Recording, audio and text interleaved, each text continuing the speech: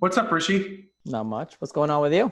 Nothing. We're seeing people pile in right now for B2B Tonight. The emails are pouring in, the support, the love. This is episode 3, Wait, which wait. is really exciting. Support and love? Read me a support and love comment. What? We got a support and love comment? You just said that. You said all the love and support is coming in. Listen, the support and love for the show is going to me, not you, obviously. Obviously. Yeah, it's been going to your head for a long time, and someone's got to stand up and tell you something. As you directly report to me, and I demand for you to not make eye contact with me throughout this show. I will never make eye contact with you ever. Okay, I certainly hope not, because you have to earn that. What's up to people that are here? Want to say hi to some people? AJ, what's up? Dan, there's a couple Dans in here, which is cool. Kelly, what's going on? Joe. Saying hi to everyone. They just drop off the meeting. They're like, I can't do this. I do want to tell everyone to open up that we will be recording this. So if for some reason you are sitting there and you're like, man, I got to go do something else. No, don't leave. Don't leave. I see you trying to leave. Don't hit the leave meeting button. Come on. Listen, we're going to be fine. We're really excited for today's show. We got a lot of cool stuff. Usually when we do this show, we try to open up with a little bit of a bit that we're going to do. While we're waiting for people to come in, I'm going to talk about what we're trying to do today. I'm going to tell you a little bit of the story. So last year, I was looking for a cool prospecting idea to do, and we had just hired Rishi, and I was trying to teach Rishi about doing some campaign-based prospecting stuff. For people that don't know what campaign-based prospecting is, it's basically where you try and do something a little unique that is public and uses marketing to get into one account. And it's worked really well for us. Rishi, do you want to talk about what we did last year with Drift and the Muse?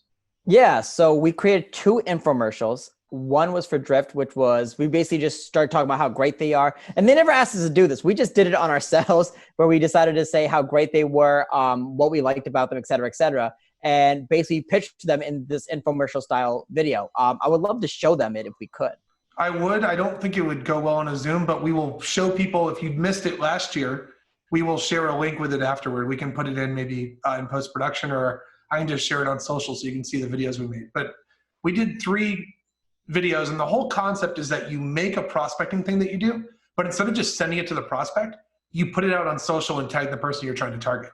And because you do this, it gets their attention, but it also gets everyone that follows and engages with you to come in and comment and like it too.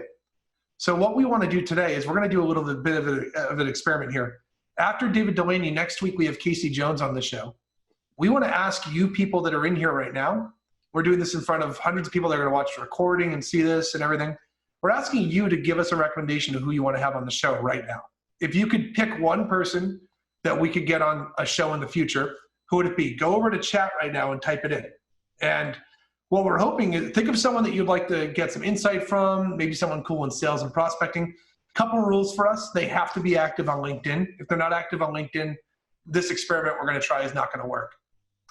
Does anyone want to pipe in and jump in some stuff? AJ, you got somebody, right? Pop someone in that you'd like to see on the show that you like. Here's what we're going to do as an experiment. So someone wrote Brian Burns. We'll have to look up who Brian Burns is. What company does he work at, William? Could you type that up too? So here's what we're going to do. We are going to make a promo with everyone right now that's in this meeting for that person, and we're going to record it, and we're going to post it on social after this webinar with that person tagged, asking them to come on the show and say that people wanted them. So we want people to pipe in, jump in some people that you might want to be on this thing, and we'll put it out. We need a couple more recommendations so we can decide and stuff. Ryan Reestert, Connect and Sell. I know Ryan, good guy. That'd be cool. Mary Gruth at Sales BQ. I've actually never heard of Mary. Let's check out Mary really quick. What's her last name, Rishi? Her last name is Mary Grothe, Grothe. Grothe. Yep, right there, first one. Cool. Let's check out Mary. I don't know much about Mary. So what we're going to do, she used to work at Paychecks. That's cool. What we're going to do is we're going to make a video for, let's do Mary for the sake of it, because I already know Ryan. I've never met Mary before. Let's ask Mary to be on the show. And what we're going to do is we're going to do a plead of, we're going to plead with her why we should do it. So one of the best ways to do a prospect video is you want to read and research a couple things about your prospect. Hold on a second. If Mary's in here, it's going to be really awkward. Wouldn't that be funny? Riddle Truth About Sales podcast. Oh, is that her podcast, William? Is that who does it? Or is that Brian's? So what we want to do, we're going to look at some of the posts that Mary's had, and we're going to bring this up in the video that we film right now with people. And we're going to do this live in front of everyone. And Nick, our producer, is going to cut it afterwards. Nick, if you want to say hi to everyone, you can. You're muted, but you just say hi. So Nick is our producer who puts together the show. So she's going to talk about this. I promised you a big announcement. Here you go. Let's see what her big announcement is. My last post exposed some pain and heartache, but now it's rositis. Sales BQ is stronger than ever, yielding significant growth for our clients. Our team is doing remarkable work, but we're growing again. Most importantly, my relationship with my family has been restored.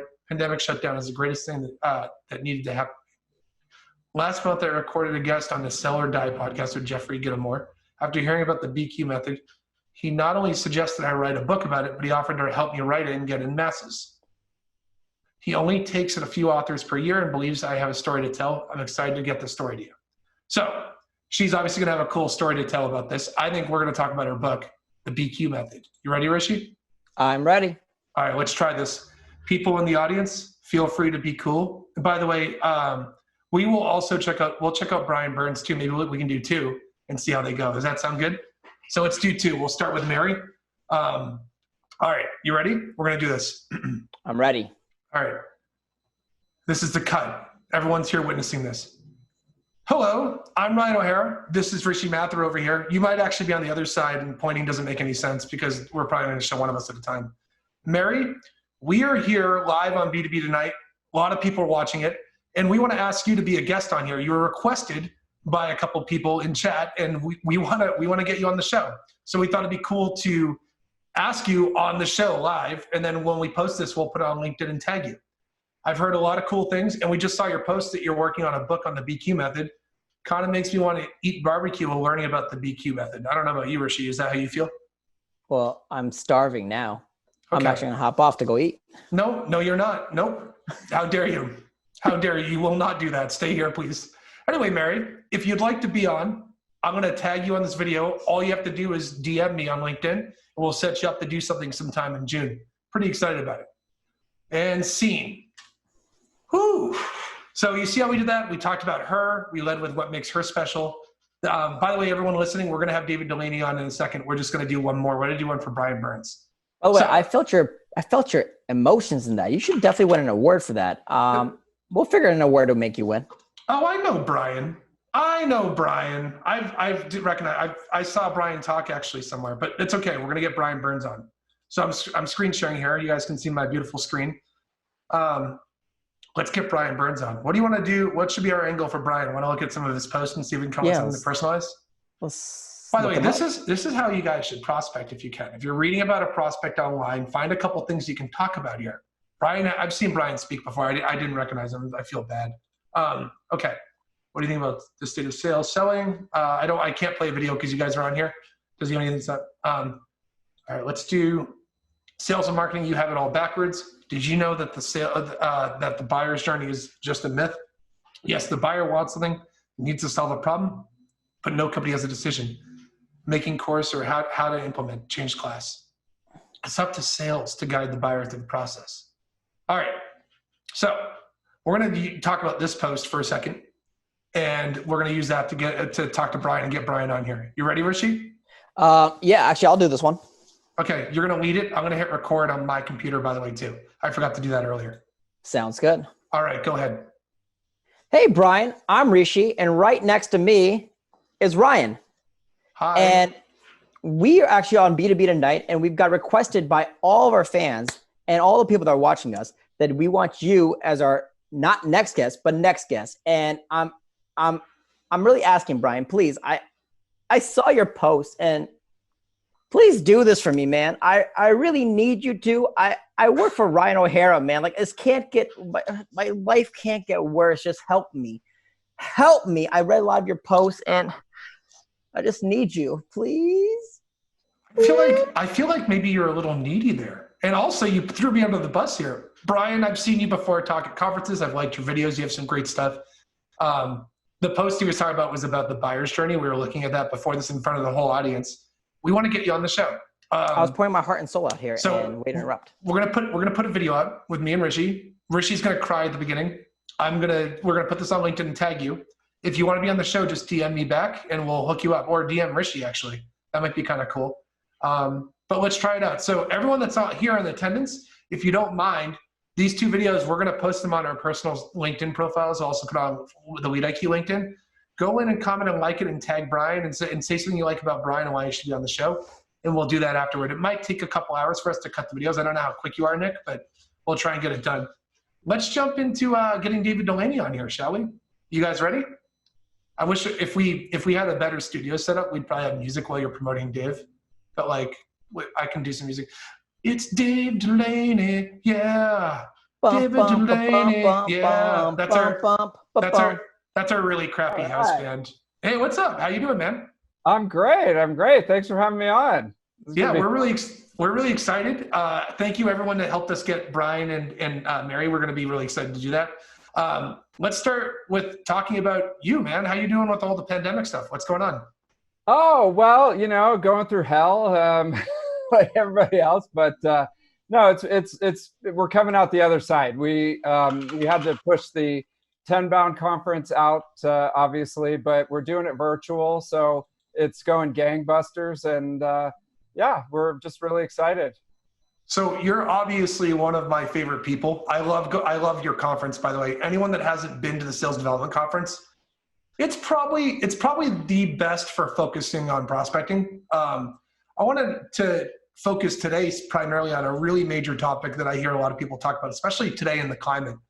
I want to talk about why SDR teams fail.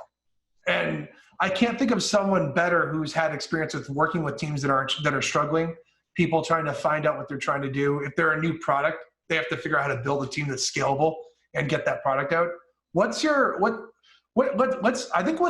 by analyzing what happens on the individual level, and we'll scale up as we keep going. Does that sound good? Yeah, that sounds great.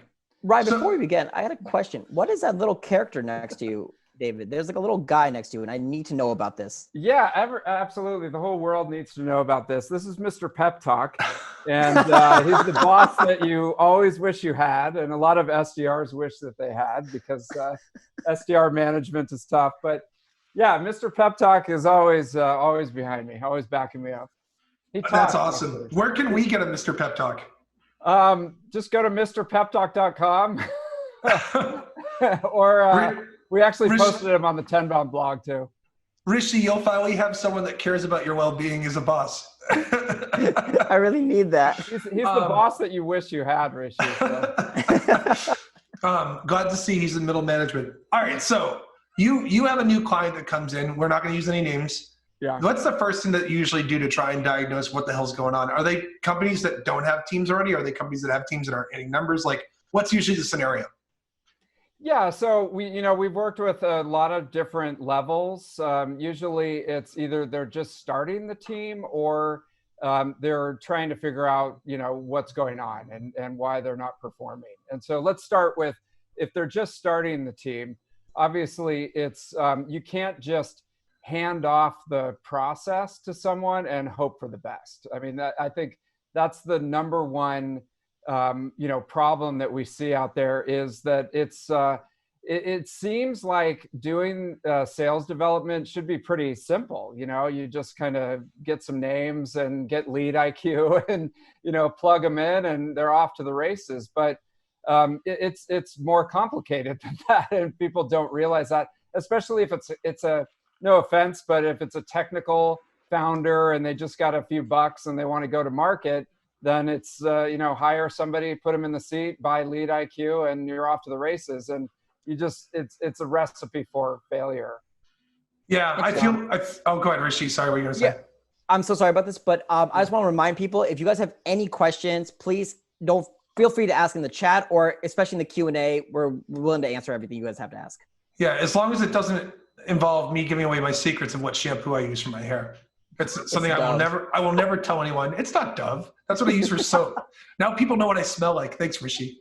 Fun fact, Rishi's actually used my shower because he's crashed at my place when he comes to town. It doesn't matter. This is getting too detailed. Let's get back to it. So you see these people that they just hire someone, buy tools, and say go, and that's usually a recipe for disaster. What should you do instead? Like, what do you do when you have someone coming in that's like, we're building an SDR team, Where do we start? What do you do? What's part of the process for you?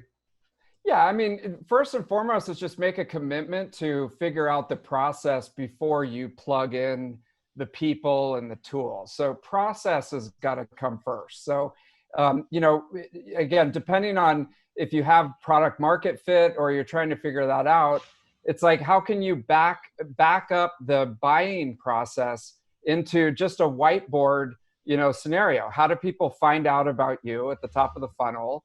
What are the pain points that they have? And then how would they potentially get involved with your company? And then let's map that out and make a job description for the SDR so that they know what they're supposed to be doing when they come in, and they don't have to wing it when they come and sit down. That's the main thing. Start with the process, get the list. You mentioned Ryan Reisert earlier. One of his famous quotes is, "The list is your strategy." So figure out the list. What accounts do you want to go after? Where should you spend your time? What are the people? Do you have the people? Do you have, a way to contact them? Build that out and then plug in the person. Let me ask you something. So a lot of companies that are out there will go and have this is my ICP, this is the persona I want, total addressable market, all those different things. Do you find that companies are better looking at their existing data or setting up for goals of who they want to break into and making that a priority? Yeah, that's a good question. So I think your existing data is going to have clues about who's buying your product already. If you start to dig through the deals that you've closed and where you've had success, I mean, obviously that's going to be a treasure trove of information. If you're like a single founder and you're starting to get some traction, that's going to be low-hanging fruit when you start doing outbound prospecting. But on the flip side of that, if you've exhausted that, potential and you feel like it's time to go out, I would look at it from a scientific perspective of A/B testing constantly. What is going to be the hypothesis? How are you going to execute on the hypothesis? And then how are you going to measure it? Because what I see a lot out there is people, they understand that scientific process from a high level, but they have a really hard time staying consistent and pulling data back from that and iterating on the process. They just kind of keep starting new things and they forget about the A/B tests that they started last week. And so they can't really iterate on it. Do you think every company should have the A/B test constantly going on with who they should be going after? Or do you think at some point you're like, no, we know what we're doing, stop wasting time? No, dude, I mean, it's got to be constant. For any company, really. You've got to be constantly hypothesizing what the A and the B are going to be, and then constantly monitoring the results that you get from that. And and I get it. I mean, it's hard to do. It's boring. Nobody likes to talk about it. But that's what I see differentiates sales development teams out there is, do you have the self-discipline to stay in the A/B testing process and not just go off to the next shiny object? I got a question. So if you're doing the A/B testing, say A works better than B, do you keep testing against A, or would you do like a March Madness style where you keep testing different ideas out and then try to see at the end which one works best and then keep doing that over and over again? I think you keep testing against A Okay. and try, I mean, just, avoiding the March Madness style, just because unless you're at a bigger company where you can actually get some people to help with this. I mean, I'm talking about if you're, at a level where you don't have a lot of help in running these, you want to keep it as simple as possible. And I always say, with the smaller clients, if you can't do it on a piece of paper and a pencil, then it's too complicated. It should be a spreadsheet to be able to do this. And so I try to keep it as simple as you can. So some things you can experiment with, if you're listening, you can experiment with subject lines on your cold emails, maybe your opening line, your cold call. The biggest one no one talks about is who you're actually prospecting. I think that can be a huge factor. Maybe you do a split of how do we do prospecting people with employee count 50 to 200 versus 200 to 1,000? You can do little experiments like that. How do I do when I prospect into this one industry as opposed to this other industry? what's our response rate like? And there's lots of different inputs that you can look at. Do you go and do that with your clients that you guys get? Yeah, I mean, it's funny because a lot of our work comes down to just project management. It ends up being project management. And the reason I keep coming back to that is because people are so overwhelmed nowadays with all the different things that you can do and you could potentially do, and the tools that are out there. And it just becomes sort of this jumble of white noise. And so what we end up doing a lot of times is just checking in on where we are in the testing process, what results we've gotten, is everyone doing their job, and how are we going to iterate on that? So people sometimes ask me, hey, what's the secret to sales development success from a program level? And I know that we're looking for silver bullets, but at the end of the day, it's good project management. So let's talk about SDRs failing. What do you see when you go to a team, and let's say you're working with a larger team and they have SDRs and they're not hitting quota? What do you look like? You open up the hood. What are you looking for? Yeah, so it comes down to people, processes, and the tech stack. Usually, it has something to do with the process. And what I see a lot is that the leader of the team has gotten away from the process and they're not as involved. And it's not a knock on anybody, but the SDR job is really hard. It takes a lot of creativity. It takes a lot of positive, reinforcement, all the things that make it tough. And, the leaders want to sort of separate from the process and go do manager stuff a lot of the times. And so they're not in there anymore doing the actual job, running the process and understanding where the gaps are. And eventually there's a separation. So one of the first things we see is, how often is the manager actually in there running the process in the trenches, on the phone, sending email, and doing it so that they can identify what's going on? A lot of times that's not happening. Do you find that, do you ever think that, I know this is like a weird question. Do you ever feel like, I don't know about you, but like when I came up in prospecting, we didn't have all these tools. We basically had someone pumping up data. I think we had Jigsaw back in the day when I was doing it. You'd have Salesforce and you'd have some app that would send your activity you're doing into Salesforce. It was basically that. Do you think a lot of the sales tools that are out there today that people build into their process are like misused? Yeah, I mean, I think that the tools are just as used and utilized as the value that the SDRs are getting from them. So if they're not getting value pretty quickly, they get dropped. There's kind of a lot of experimentation happening with the tools that could potentially be a distraction from the core activities of being an SDR. And so that's an issue too. I mean, it's the shiny object syndrome, where the real, potential of getting a snowball effect going with your SDR work is just doing the hard work over and over again, and bringing in creative aspects like you guys were talking about earlier today, trying new A/B testing and staying on process. It's hard. It's boring. It's more fun to spend a half an hour researching a new tool and plugging it in and getting it dialed in, and then, not use it or something like that. Yeah, I feel like that happens a lot. What about, so we talk about process and tools and stuff. Let's get into messaging a little bit. Do you ever look at messaging when you're working with these clients? Like, do you look and say, oh, that value prop kind of sucks? Like, does that happen? Yeah, definitely. I mean, you see there's a very similar pattern, and I probably have a very negative view about it because we usually work with teams who, are struggling in some way, and we're trying to do a turnaround. But a lot of the messaging has to do with the classic problem that we talk about all day, which is it's all about the company itself and all the cool things that the company does. And, like there's a guy named Keenan who writes a lot of books, and I'm a big fan. And he's like, the people out there are trying to solve the issue that they have in front of them. So as soon as they see something that's irrelevant to that, or something about your dumbass company, then they're just like, delete it, and move on to the next thing. They're getting too many of those. So really, when we look at the messaging, it's like how close is this to identifying what could be a potential pain point that's out there, and then how you solve it versus the opposite that we see, which is just all about me.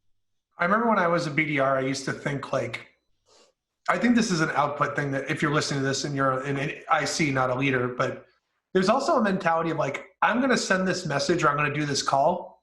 And the mentality for me is I'm going to assume that every person's going to respond to me. And I think that actually just that frames how you're going to write it. It frames how you're going to control and take care of a call if they actually answer the phone. It's really, there's a lot of cool things that you can do. The thing that's really neat about prospecting today is there's way more information about your prospects online than there used to be. Decision makers at these big companies have to put stuff up on LinkedIn. Literally, they get yelled at by firms and agencies and their strategy team. If you're a decision maker at a company, you need to be a face of the company. That's kind of what's happening now today.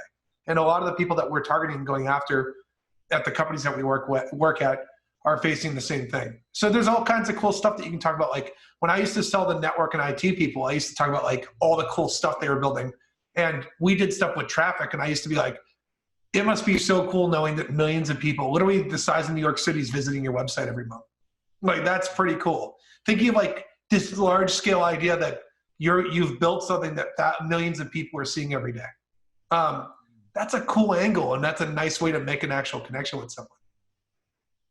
Big time. I mean, I look at it kind of outbound prospecting, like fly fishing, and you're trying to tie the most attractive lure on it, and then you just got to perfect your drop and keep moving, the whole time that you're out there. And I love the creative aspect of some of the stuff that you guys are doing. It doesn't all have to be pain-centric messaging. It can also be pointing out something super positive that they're doing, whatever it takes to get them to reply.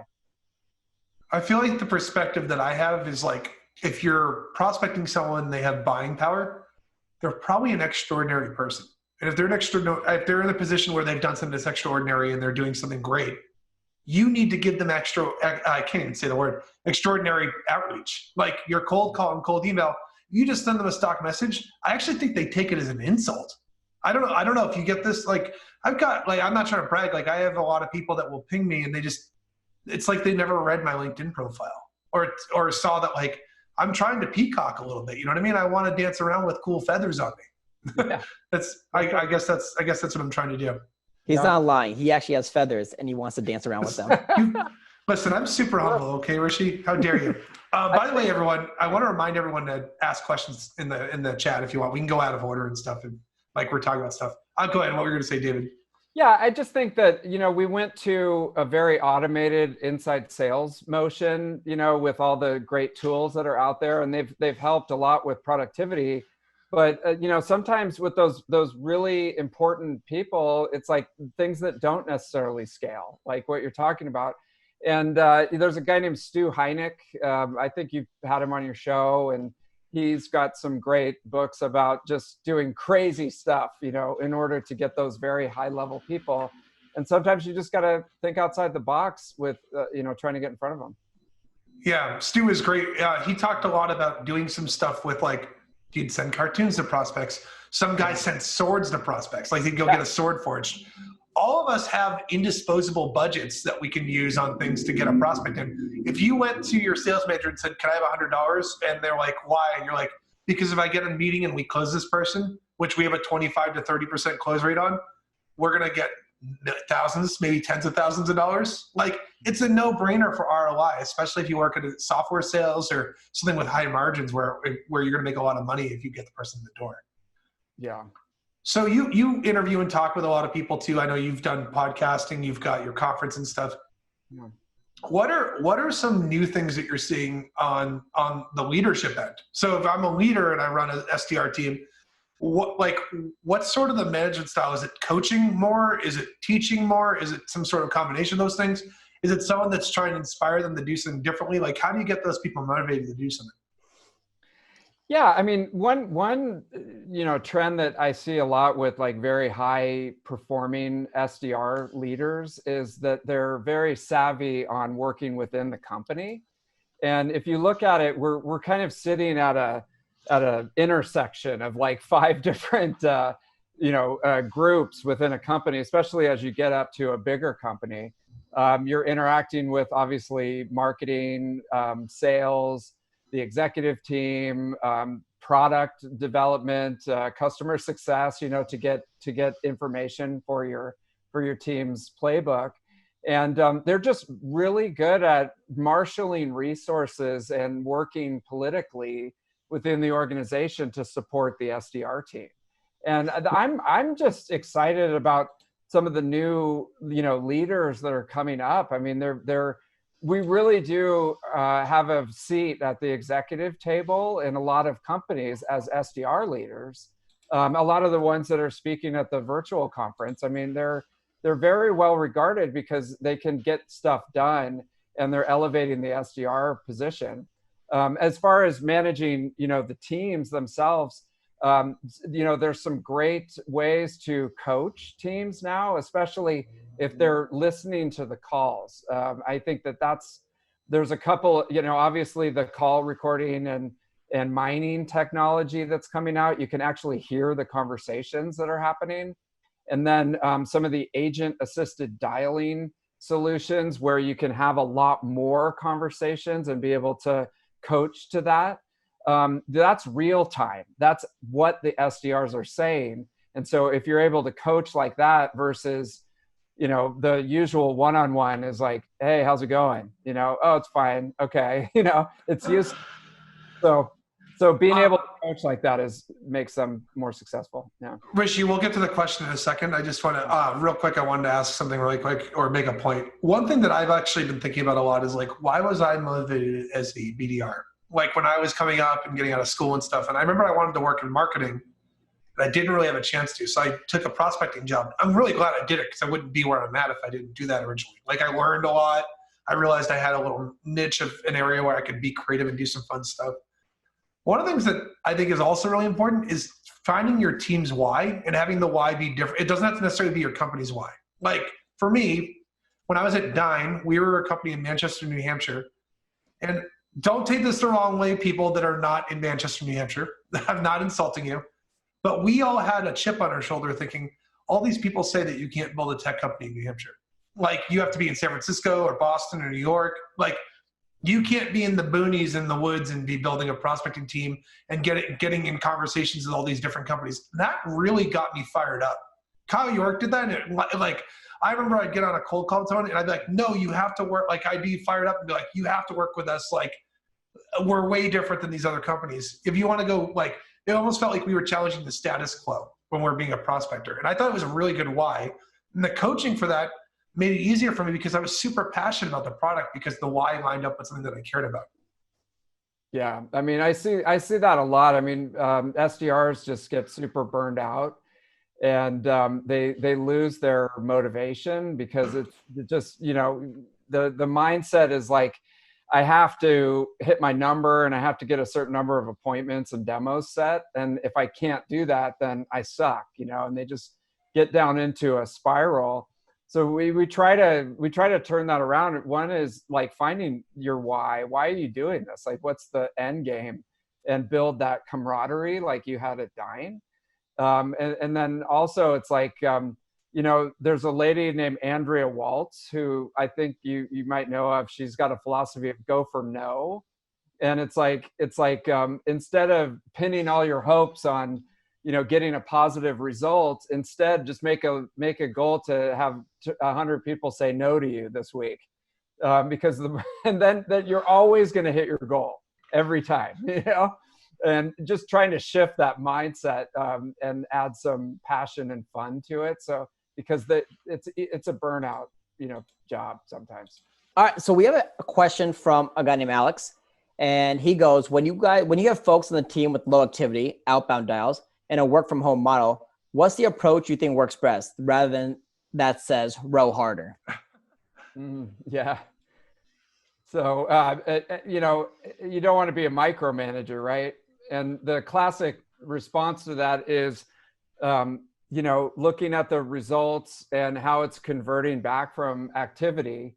And this is a little bit opposite of what we were talking about before, but if the results are starting to lag, then really the only leverage from a management perspective is, well, how are the activities lining up to the results? And if the activities are starting to lag, then it's going to be a downward spiral that you need to have a conversation about. You know, and you don't want to be a micromanager, but it's really the only thing that we can look at if the results are starting to lag is to try to build it back to, you know, how many activities are you doing and how's the quality of the activities, and can we work on that? Can we improve that somehow? I didn't get to hear the answer because I was lagging. Hopefully you guys got to see my frozen face doing this. I actually, one of the things I was thinking about when I saw the question, and Alex, it's a great question, is I actually try to gamify it a little bit. Maybe you can do something with the team where you start the day off on a weird like kickoff day, like you all get on a Zoom together or whatever platform you're using to talk to each other. One tip, a lot of people probably heard me say this over and over again. One of the tips that we do is we do a thing, we'll sometimes do blocks of what I call the 10-minute game. And the idea is that you set a 10-minute timer on your computer and you have 10 minutes to find a prospect, research them, come up with a couple talking points, and call and email them. And I recommend starting with email and then calling afterward, but you write your email, and if you hit that 10-minute timer and you don't get it done fast enough, you have to add them to a sequence and do it later on and move on to the next prospect. But the idea to it is that like you do 6 of those an hour and they're all personalized. You figure you have 5 hours where you're actually prospecting, 1 hour for lunch, and the other 2 are probably like cleaning up your inbox and taking meetings and stuff. You end up doing 30 to 40 personalized activities a day if you stick to the schedule. And the cool part is no interruptions will come in. Slack messages, you ignore it because you got a timer, you're on the clock, and you got to get this done. That's one game that we've done really well. And the neat part is you'll get better at it. You do the 10-minute game, and as you get better at it, you can do the 8-minute game. Eventually, when your rep's fully onboarded and comfortable with this process, they can get it down to 5 minutes. Now they're doing 60 activities a day instead of 30. And that's a nice little micro thing that they can do where they set a timer. If you want to do it in a group setting, set a timer. You just literally YouTube 10-minute timer, open a Zoom and screen share and just hang out on the Zoom while they're doing whatever they were going to do. And everyone's hanging out on mute, getting it done. When the 10-minute game's done, you say, hey, timer's up. Did you guys get your emails out? Who got them out? And people can raise their hand and stuff. You make it a little bit more interactive and fun. And that's kind of what I would recommend. It's a nice little trick to get your guys focusing a little bit more and not getting distracted by outside things that happen. The other obvious thing that you can do that I hear a lot of people do is people do prospecting blitzes a lot more. Do blitzes together and do more of them instead. So instead of doing a prospecting blitz where like, hey, it's Friday, we're just going to call and slay this list, let's go through it. Maybe you do a daily blitz with everybody and you go through a period of time where you're all doing it together and going through the same things. You'll be in a much better spot. So we did have another question in chat that William asked. He said, are products like CoVideo relevant, or is it just another type of cold call? I assume you're talking about, is CoVideo a video prospecting platform like Vidyard or Wistia, Soapbox, or one of those, William? Is that my assumption? Do you want to tackle that question first, David? Yeah, so, and I'm not familiar with that tool. So is it kind of a Vidyard? Yeah, I think it is. I believe it is. I'll check. Yes. Okay. Chad Burmeister said it is. Hey, Chad. Hey, nice to see you, man. Go ahead. Yeah. So I guess it's like a video prospecting app. We got to get Chad on here. You can make a video for him. Yeah, I mean, so the thing with video is taking it back to the A/B testing, right? And I keep going back to that. Try it, see if it works. If it's working, go with it and try to iterate and make it perform better. With the video itself, again, the message has to be super relevant, because a lot of what we find is the videos get blocked in the spam filter, or they're like axed out of the message when the prospect gets it. So if we can actually get a video in front of them, and by the way, Drift offers a thing where you can put a video into your LinkedIn in message, which is crazy. So we know that that's actually going to get through. It's not unless they block you on LinkedIn. But the message has to be super tight. It's got to be something that's compelling. It's got to be pain centric or pumping up their ego or something like that to get them to execute the call of action. Again, it goes back to nothing, spammy or about your product in that one. Just talk about something that's relevant to them in the video, because what a great medium if you can get through. One thing that I'd recommend, I did a longer piece of content on this, doing some experimenting last summer. I did a ton of video prospecting just to see like what works and what doesn't work.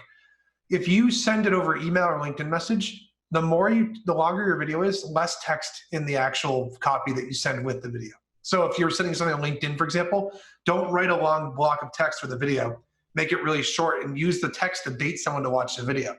If you're doing it over email, same thing. If you're doing a shorter video, use more text in the email to balance off with the shorter text. What I've been doing lately is find something cool that's in your home life, hold up your laptop, use the webcam, and show something cool. Like maybe I'm taking a video and I'm next to Beethoven back here, and I'm like, hey, I'm just chilling with Beethoven.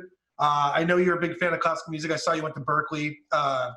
We actually are trying to break into your company because I think we can help you with this area, and I know you oversee this part. I think it'd be really value prop XYZ. What are your thoughts on talking? The same format that you'd use for a cold email and a cold call, you want to do in a cold email. Don't just read what you would do on a phone, because you have video to make a human connection with someone. Show some personality off. I once saw one of the Vidyard reps, for example. My internet's dying a little bit, but one of the Vidyard reps that I had, they were actually doing magic in a video. Like they'll do magic. Find something extraordinary that you can show them in a video and do it, and you can kind of show it off a little bit. So we had two more questions, those follow-ups on your 10-minute game. The question was, is it research, email, call, all in 10 minutes? That's basically the question. Yeah, so it is. The idea is that you don't want to get bogged down in a wormhole researching your prospect. We say to come up with 5 things. Here are some things you can research when you're prospecting someone. Think of how you made friends in grade school, right? Or middle school or high school. Usually it's common interest, mutual friends that you both know. That's what you want to do here. See if you can find those things. Find 5 things. If I were prospecting David, I might be like, hey, I saw you do this conference. I haven't been to this conference before. Maybe that's one thing you bring up. If I was prospecting him and saw that he worked at another company before, I might mention the past company and say, I know this person. Did you know them? You can bring different angles up like that. Those are some really quick standard boilerplate things you can research that you can bring up. I think the school thing's overdone now. You know what I mean? Like you'll see a lot of SDRs are like, I saw you went to UC Berkeley. And it's like, it's all right, but like it can be overdone when you do that stuff. So it's totally up to you on that end, but the idea is that you can move and streamline that and do it a lot faster. So one thing I wanted to ask you is how do you find the right accounts to prospect? Like you get these clients that come in the door and they want to work with you. What do you look at that? Do you audit who they're prospecting, or like what's that process like for you? Yeah, I mean, usually there's not a great way to even record that in the CRM. So that might be the first thing that we look at. It's like how are you able to mark out the accounts and know whether one's a good one or not, so that you can run a report. I mean, something as simple as that. So Trish Bertuzzi has a great way to organize it, where A is like your dream account, B is going to be your bread and butter, pays the bills. C, you'll take it if it comes inbound, but if you're not going to go outbound toward it. And then D is like, we can never sell to this company, so they shouldn't even be in the database. So, and we would never go outbound, right? So Yeah. One of the first things you could look at is just like, how's our organizational system? Can we run a report right now of all the A dream accounts that we want to go after? And if you can't, then that's something that you should probably consider setting up. And it's an easy thing to continuously update as long as everybody knows what an A account is. How do you do that? Do you just make a field in Salesforce? It's like, hey, this is an A account, or what do you like? Right. How is it user submitted? Is that how you usually do it? Yeah, I mean, so you could like mass upload a change. So once you have the some sort of drop down on the account level, then you could do a mass change, and change a group from a CSV file to A, or just have them, as they're prospecting, go through and they have the criteria for what it means to be a dream account, and they drop it down to A and press save. It's not rocket science. So to your question though, how do you determine what's a dream account, a bread and butter, or a C account?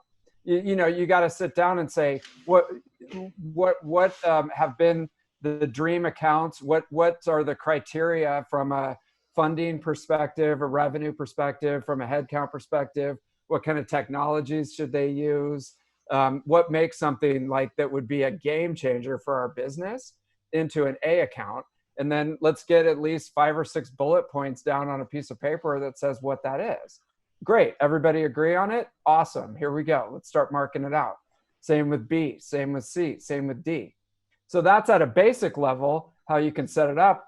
Then if you get more sophisticated and you have more revenue and or more resources, there's actually tools, lots of tools out there that are very advanced, analytic tools that you can plug in to organize your database for you and determine it based on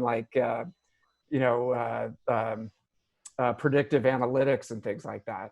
But, at the most basic level, at least start marking it out so you can run a report right now and say, tell me what are your dream accounts. Most companies can't even do that. So one follow-up question on this sort of, so with value proposition, when you're actually doing cold call and cold email, you probably help a lot of companies with that too, right? Yeah. Yeah. Do you typically, how many different, so I have a theory here and tell me if I'm correct here. I think a lot of the time companies will talk about stuff.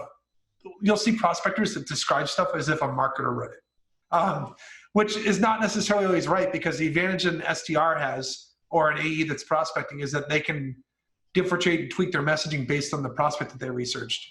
What do you do for messaging? Like, how many different things do you line up? Is it like always just one, or is it I'm going to have 50 different value prop messages I can use for different scenarios, or how do you set it up for your clients? Yeah, so what we recommend is that within each vertical, so if you're just starting out, you might just have one that you're going after industry wise, or they use this certain tool, so you need to talk to them. So within that, there's going to be a group of people at those companies that may either make a decision or influence the purchase.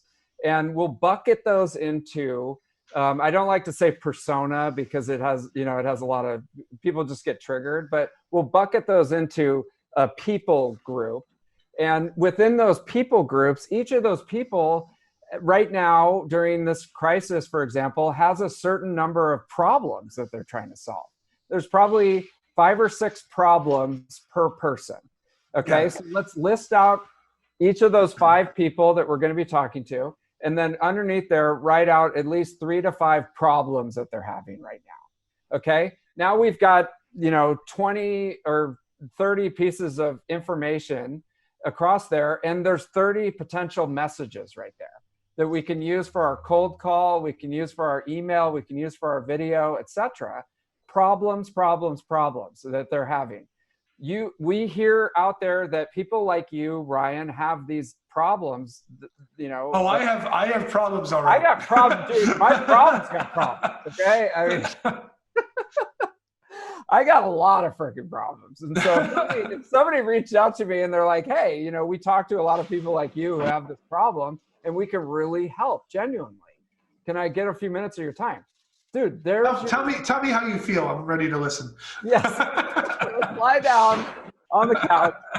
But if somebody's out there and they're like, "Hey, okay," so if somebody wants to prospect me right now, "Hey, David, I hear that you transferred from a live conference this year to virtual conferences, and we have a thing that can get exactly the people that you want to sign up in droves for your virtual conference.